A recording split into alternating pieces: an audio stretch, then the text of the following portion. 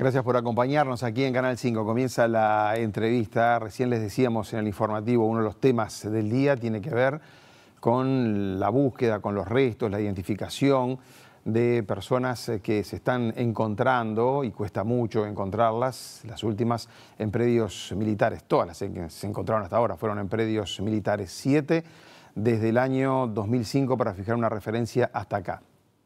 Vamos a profundizar en ese tema, por eso nuestra invitada es la antropóloga Alicia Luciardo. ¿Cómo anda? Bienvenida, ¿cómo estás? Hola, buenas noches, ¿cómo estás? Bueno, hoy te vimos por todos lados, porque de los restos encontrados el otro día en el batallón 14, ya se conoce por parte de ustedes algunas novedades en el sentido. Se trata de un hombre cincuentón, más o menos fue la referencia que ustedes están manejando. Bueno, nosotros establecimos un rango en base a varios métodos que fueron aplicados en estos restos, que nos permite decir que esta persona más probablemente está representada entre sus 43 y sus 57 años. Dentro de ese rango entendemos que hay más probabilidades de que esté el nombre de la persona a quien corresponden estos restos. De igual manera pudimos establecer el rango de estatura, que es entre 1,75 y 1,85. ¿Eso qué es? ¿Por midiendo los huesos? ¿Cómo se llega a eso? El cálculo de estatura se hace con la medición de la longitud de los huesos largos. Quien mejor representa esa relación entre la estatura y la longitud de un hueso es el fémur. El fémur estaba bien conservado y completo, de manera que pudimos hacer sus distintas medidas. Aplicamos también varios métodos para ver si había mucha variación entre fórmulas desarrolladas en Estados Unidos, desarrolladas por otros autores. Obviamente no hay nada para la población uruguaya.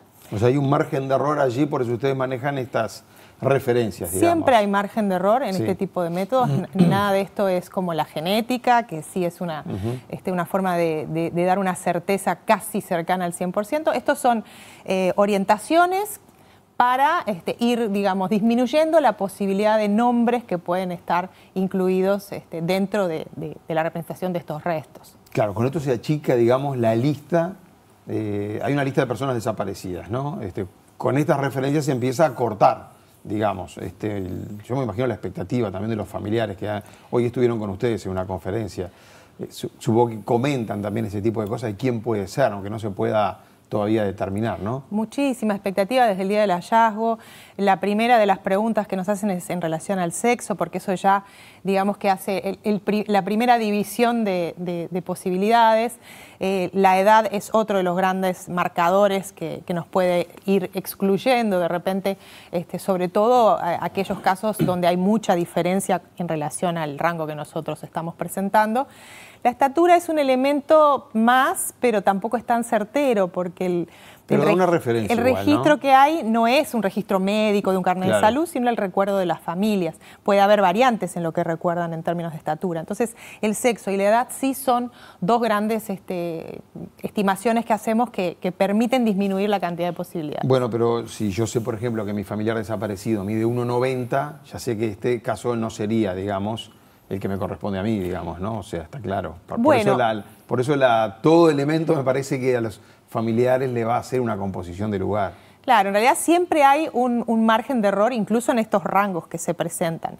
Por eso yo aclaraba hoy en la conferencia, ¿no?, en relación a la edad, y bueno, la estatura sería lo mismo. Entre 1,75 y 1,85, si mide 1,86 queda afuera, no necesariamente. Hay un margen de error a contemplar, pero sí sabemos que una persona de 1,60 no está representada en estos restos. Entonces hay cosas que sí se pueden ir, digamos, eliminando. Alicia, el próximo paso es mandar material genético a un laboratorio especializado en Argentina. ¿Eso se va a hacer cuándo? El día 20 de agosto vamos a tomar las muestras que van a ser trasladadas personalmente entre Poder Judicial y antropólogos al laboratorio en Córdoba. Hoy estuvimos definiendo con la Junta Médica cuáles serían esas piezas. Normalmente se privilegian las piezas dentales y los huesos que tienen gran cantidad de tejido cortical. En este caso, como las piezas dentales que hay que elegir tienen que ser sanas, sin restauraciones, sin caries, en este caso no vamos a poder elegir piezas dentales porque tienen restauraciones, así que lo que vamos a hacer es cortar pequeñas secciones de hueso, lo que se conoce como ventana de hueso, probablemente en el fémur y en la tibia, que es lo mismo que muestreamos en el caso de Amelia Sanjurjo. Son dos huesos que producen buenos perfiles genéticos por el grosor de tejido cortical que tiene. ¿Por qué se hace en Argentina? Acá no tenemos la capacidad para llegar a hacer esos estudios. Son muy pocos los laboratorios que hacen extracción de un perfil de ADN nuclear a partir de un hueso. Hay muchos laboratorios que hacen extracción de ADN mitocondrial o de ADN del cromosoma Y, pero no de un perfil de ADN nuclear, que es lo que se necesita para dar la certeza de la identificación. Entonces, esa es una primera dificultad. Además, estos restos hace décadas que han estado en terreno, pueden estar comprometidas su material genético y se necesita un laboratorio que tenga la especialización para extraer un perfil de una muestra que puede estar comprometida. El laboratorio Córdoba es uno de los pocos del mundo que tiene esa especialidad, además de estar certificado. Pero además, esa es como la primera parte. Lo segundo es que se pueda hacer el cotejo, el contraste. ¿Hay alguien dentro de los grupos familiares que tengan perfiles genéticos que puedan corresponder con estos restos? Bueno, para poder hacer esa comparación, también el laboratorio en Argentina es quien tiene la base de datos más completa de uruguayos o personas desaparecidas en Uruguay, que podamos entonces hacer ese cotejo. Claro, para hacer el match, si se quiere. O sea, la muestra de ADN de los familiares está también en Argentina, de los familiares de uruguayos, digo. Correcto. Está todo en Argentina eso. De nuestro universo de 197 desaparecidos, sí. Es verdad que ya hay más de 30 identificaciones, pero la mayor cantidad o más bien, todo el banco más completo lo tiene la Argentina, lo tiene Córdoba, porque justamente es quien trabaja también el Plan Cóndor y las desapariciones en la región. Entonces, un uruguayo desaparecido en Argentina se va a cotejar su muestra genética si se encuentran restos en Argentina, pero también si se encuentran restos en Uruguay o en Chile o en algún otro país de la región. Bien, me acuerdo que había costado cantidad identificar a Amelia Sanjurjo, ¿no? Que fue el último hallazgo de ustedes, también en el mismo lugar, en el batallón 14. ¿Cuánto demora este laboratorio en mandarnos, digamos, su informe para acá? El laboratorio no proporciona tiempos, porque sabe justamente que una identificación depende de muchas variables. Si se puede extraer un perfil de ADN nuclear completo o si el perfil que se extrae es incompleto y hay que hacer otra extracción de la misma muestra que se mandó, hasta agotar las posibilidades. Por otro lado, si tiene un buen perfil y se hace el cotejo y hay una coincidencia, evaluar si esa coincidencia es significativa o si no lo es, como en el caso de Amelia no había una coincidencia significativa inicialmente. Entonces hubo que reforzar todo el banco genético para seguir contrastando y lograr finalmente la identidad. Entonces hemos tenido casos que ha demorado en el entorno del mes y medio y casos como el de Amelia que demoró un año. Entonces el laboratorio por eso no proporciona tiempos estimados porque sabe que cada caso puede tener sus peculiaridades. Claro, o sea, el banco, en Uruguay 197 desaparecidos, ¿no? En Uruguay. El banco para cotejar no tiene la información de esos 197, digamos. 197 desaparecidos es el universo o la lista oficial de desaparecidos uruguayos, aquí o en la región. Bien. Incluye a todo ese universo. El Banco de Córdoba tiene una muestra muy importante de donaciones. El problema no es la cantidad, no es si todos los desaparecidos, todas las familias donaron, sino quién donó de cada familia. Porque a lo mejor tenemos donaciones de familiares muy lejanos, como un nieto o un sobrino, y por eso entendemos que el banco está completo, cuando en realidad lo que necesitamos o privilegiamos son los donantes de primer grado, los padres o los hijos. Entonces, 4 nietos puede parecer que es mucha información genética, pero no equivale a un hijo.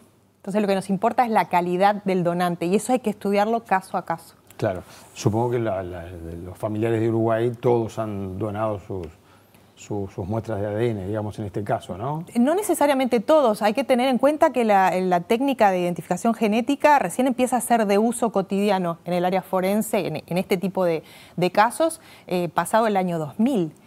¿Cuántos familiares fallecieron antes de poder dar una muestra? Muchísimos.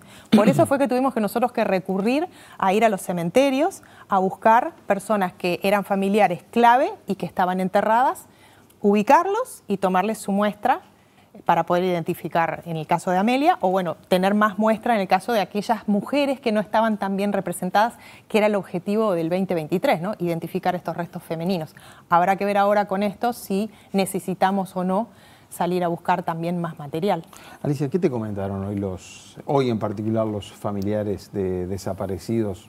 previo a esta conferencia que ustedes dieron? Bueno, había mucha ansiedad, había mucha inquietud.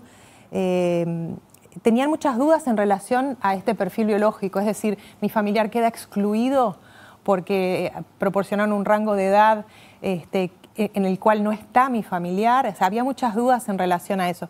Nosotros quisimos ser muy claros con ellos de que estos son métodos, de que estos son orientaciones, de que no es una revelación que no pueda tener un error. Normalmente hay un rango, por ejemplo, en relación al sexo de un 95% de certeza que son masculinos. En el caso de la edad se aplican muchos métodos. Hay un método que permite el 95% de certeza, pero va de 23 años a 60. Tengo todo el universo de desaparecidos allí. Entonces lo que nosotros intentamos hacer fue juntar todos los métodos, y que es lo que se hace por buenas prácticas, todos los métodos posibles de acuerdo al material y llegar a un rango lo más acotado posible, pero que también tenga un grado de precisión que sea medianamente aceptado en el área forense. Entonces esa era la angustia, saber si los familiares de ellos podían todavía estar contemplados allí o no.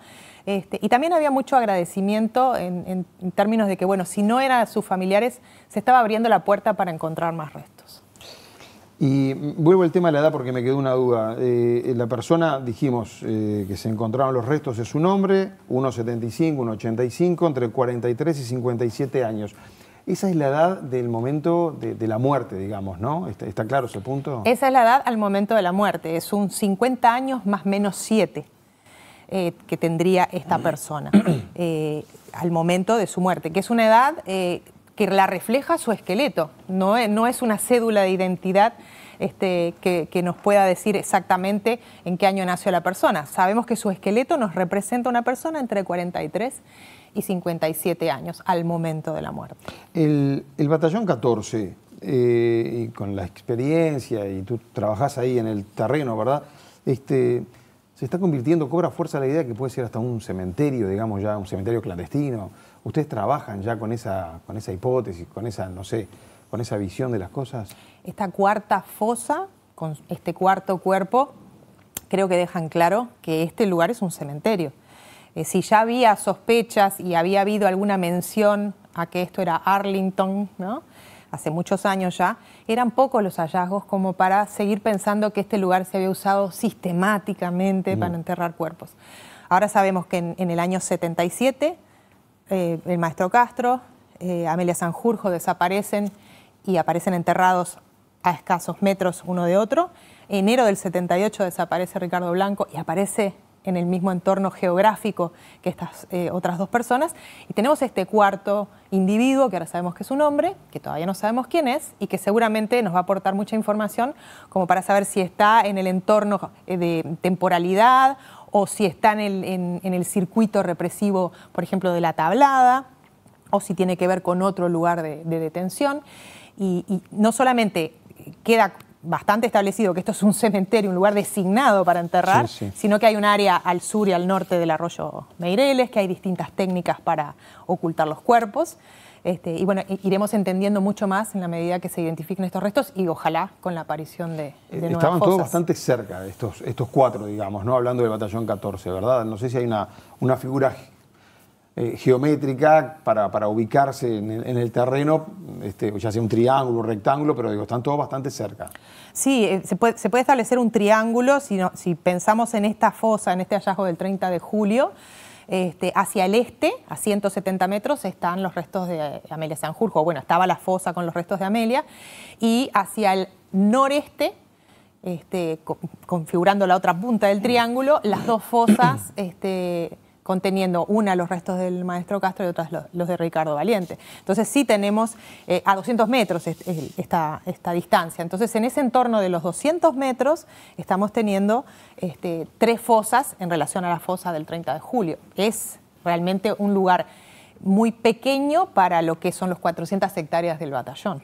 Supongo que esto también les da bastante ánimo a ustedes, ¿no? Porque siempre es como buscar una aguja en un pajar, pero ahora que más o menos encontraron un patrón, les dará más ánimo a ustedes para avanzar ¿Van a seguir buscando en el mismo lugar? ¿Amplían la zona? ¿Cuál es la estrategia? Nos dio mucho ánimo haber encontrado los restos en 2019 de Blair en el ex Batallón 13.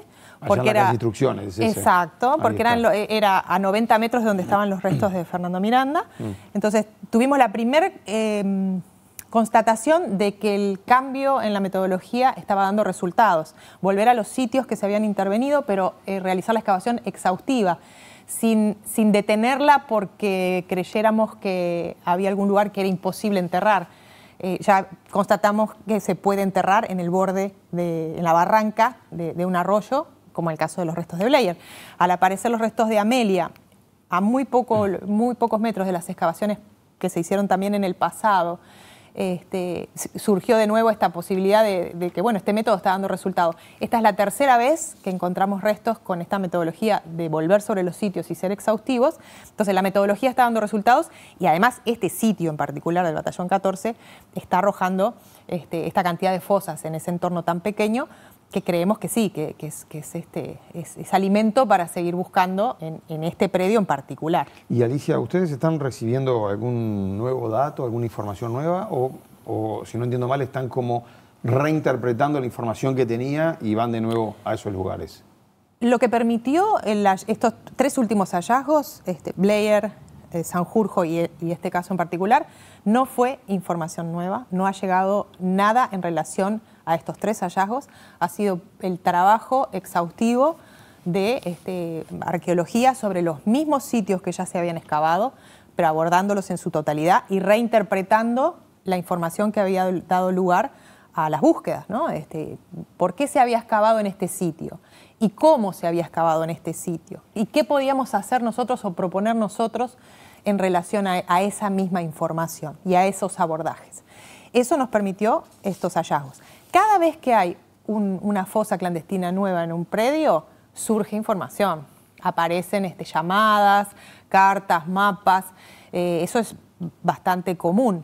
¿Pasó ahora también? Está llegando información, lo que no quiere decir es que esté llegando la información que necesitamos, que es con precisión en relación a los lugares. Bueno, hay cosas que se reiteran. A contar, a hablar, digamos, ¿no? Eso... Se reiteran también cosas que son falsas. Hay mucha información falsa, entonces. Ha llegado nuevamente información que es falsa, que incluso sobre lugares que ya hemos excavado. Entonces llega un poco de todo, hay que hacer todo ese trabajo de filtrar, de estudiar, de seguir la fuente, de constatar en el paisaje. Siempre hay información que llega, la verdad es que no está llegando y hace mucho que no llega información de calidad. De hecho, los hallazgos, todos los 7 hallazgos que han tenido lugar, salvo el caso de Uva Gessner, que se señaló con una cruz más o menos cercana. Eso fue en Pando. Eso fue en la chacra de Pando, sí, por la Fuerza Aérea. Ese es el único caso con nombre y apellido y una cruz más o menos cercana al lugar. Y después un mapa que marcaba el lugar también aproximado de la fosa de Miranda. El resto ha sido por otro tipo de abordaje o metodología, pero no por información certera sobre dónde buscar. Claro. ¿Y te parece que alguien tendrá esa información tan exacta que diga...?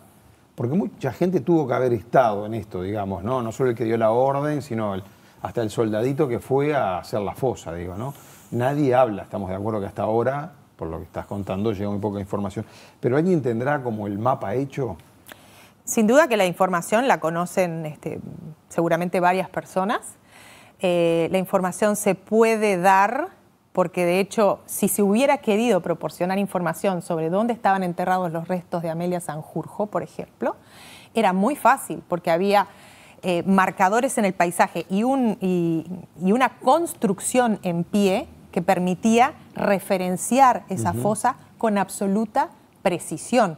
De manera que no solamente no se quiso dar esa información, sino que además tampoco se fue a buscar el cuerpo a desenterrarlo, a quemarlo y a tirarlo al Río de la Plata, como dice la información oficial que sucedió en el caso de Amelia.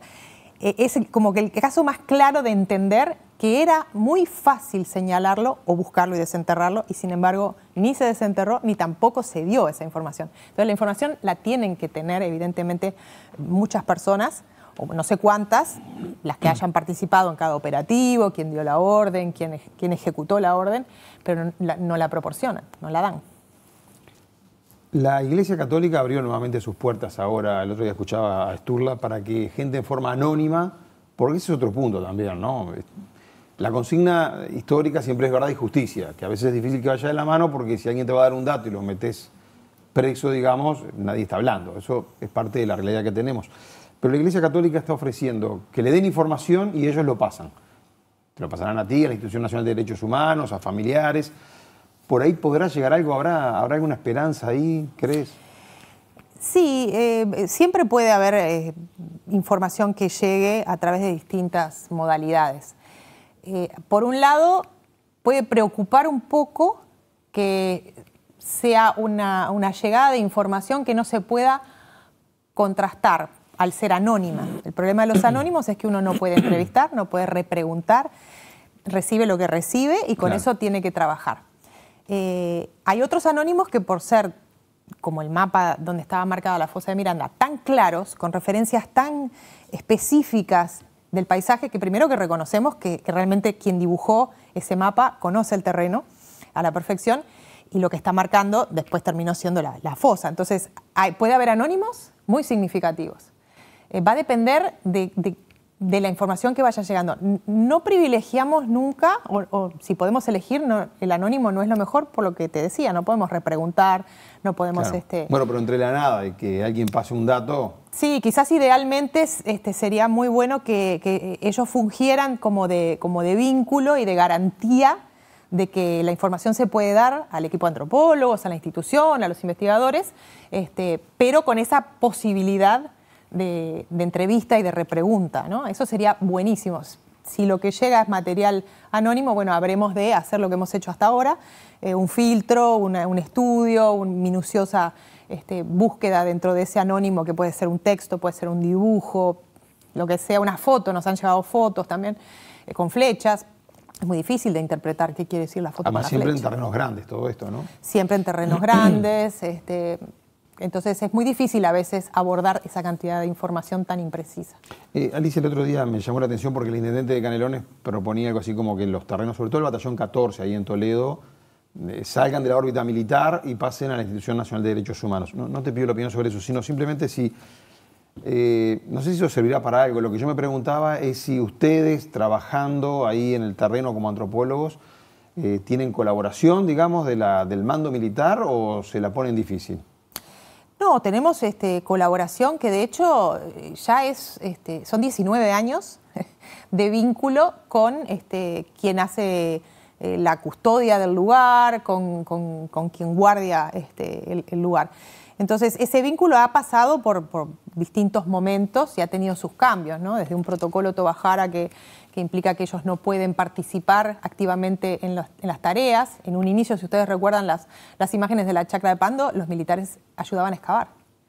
Eso se terminó con el protocolo Tovajara, hubo cosas específicas que se dictaminaron allí. Entonces, el vínculo es correcto, nos facilitan todo lo necesario en términos de custodia, en términos de por ejemplo, en el momento del hallazgo, iluminación, carpas, cuidado de determinadas secciones de la cautela, y nunca ha sido un impedimento para poder abordar un lugar. Bueno, hay una colaboración entonces. Hay una colaboración, hay enlaces específicos, personas designadas específicas para tratar con nosotros, para tratar con el doctor Tyler. Está todo muy coordinado y funciona bien. Estamos sentándonos en el batallón 14 por la aparición de este último cuerpo allí. ¿Qué pasa en otros lugares? El batallón 13, que lo mencionaste ahí al pasar también, ¿están buscando allí? ¿Van a volver a buscar? ¿Cómo es? El ex batallón 13 es uno de los sitios más abordados por el equipo en cuanto al porcentaje de terreno del batallón que ha sido excavado. Todo lo que teníamos, o prácticamente todo lo que teníamos de información ya fue abordado. Obviamente quedan sectores del ex batallón sin excavar, pero que no tienen una información lo suficientemente buena como para habilitar un pedido de cautela.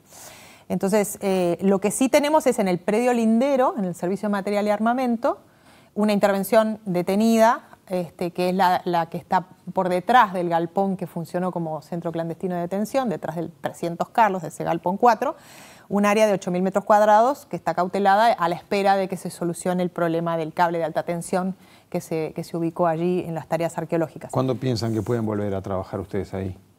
Estamos a la espera de que se designe una empresa que pueda realizar la tarea de inhabilitar la corriente de ese cable, porque tiene que permanecer enterrado. Tenemos que ser nosotros quienes lo retiremos durante las excavaciones, pero a su vez se tiene que garantizar que haya electricidad para toda la unidad. Sí, porque es un cable de esos potentes de la UTE que abastecen a ese barrio, supongo. Es adentro de la unidad, en realidad.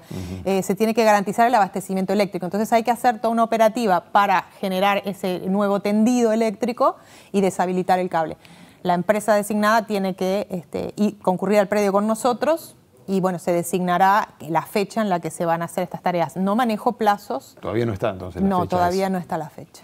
Así que se está buscando, y para ir terminando por la hora, se está buscando, en el batallón 14 sí se va a reforzar la búsqueda ahora, ¿estamos de acuerdo? Y en el batallón 13, yo digo batallón 13, pero sé que es al lado, es está bien, servicio de material y armamento. Sería el escenario del batallón 14 con 2 retroexcavadoras, que es lo que ya teníamos previsto, y vamos a continuar con 2 retroexcavadoras, una cuando se habilite la posibilidad de excavar atrás del 300 Carlos, y tenemos una nueva intervención en un predio lindero al ex batallón 13, pero esto es un predio privado.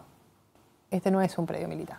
Pero esto es nuevo lo que me estás diciendo entonces, es algo que hemos venido trabajando, que el doctor Tyler ya ha anunciado que hay un predio cercano a la unidad. Bueno, es un predio privado. ¿Hoy es un predio privado? Sí, en el que se van a hacer tareas. ¿Y ahí que tienen algún dato en particular que dice tenemos que sí, siempre trabajamos con información sobre enterramientos, siempre trabajamos con cambios en el paisaje que puedan sostener la posibilidad de un enterramiento en estos lugares. Entonces se trabajó con el paisaje, se trabajó con esa información, se han hecho ya algunas visitas y estamos próximos a empezar. O sea, ¿cuándo arrancan ahí en ese predio privado estoy hablando? Van a empezar las tareas de desmalezado, pero todavía no se va a poder excavar hasta tener limpio parte del terreno, establecer el grillado, que son nuestras cuadrículas, la georreferenciación, el mapeo de toda esa...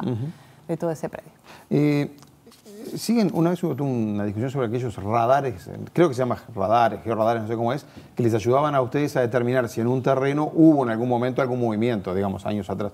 ¿Ustedes tienen eso para trabajar hoy? ¿Se basan en eso también o no? Hay varias tecnologías que permiten o explorar el subsuelo o explorar la superficie.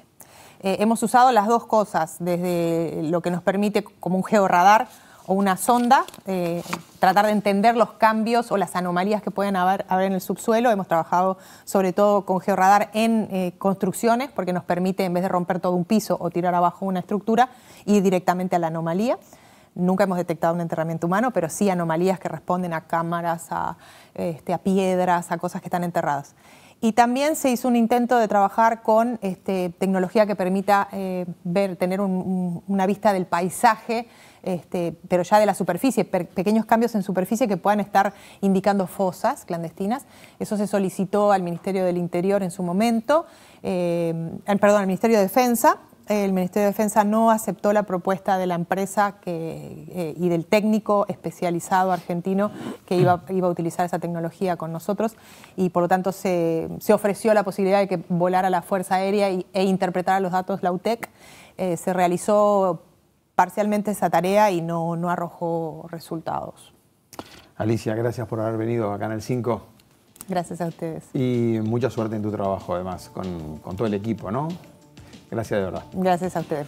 Amigos, dejamos por acá la entrevista de hoy. Ojalá que les haya servido en particular. Es un tema importante para la población. Hoy es un día importante, si se quiere, para la sociedad, porque precisamente estuvo esta conferencia del fiscal especializado en crímenes de lesa humanidad, de Alicia Luciardo. Estaba la gente de familiares también allí escuchando los datos que se estaban aportando y que hoy trajimos para ustedes para profundizar. Que pasen bien, buenas noches. Gracias.